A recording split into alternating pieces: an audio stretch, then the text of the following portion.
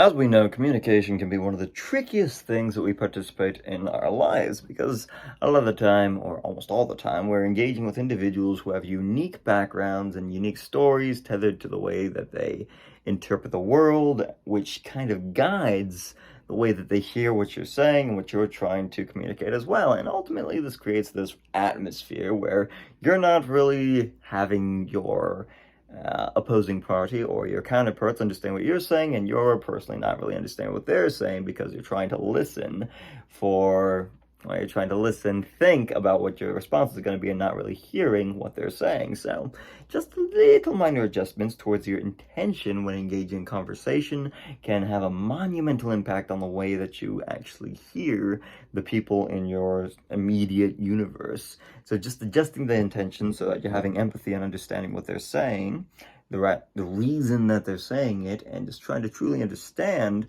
where they're coming from can just change it completely, so you're not always thinking about what you're going to say next. Because sometimes we'll just get into this back and forth where you're each trying to prove a point or get an example out or just have the other people understand what you're saying. But if you don't have, equal listening and I suppose, what's the word I'm looking for? Yeah.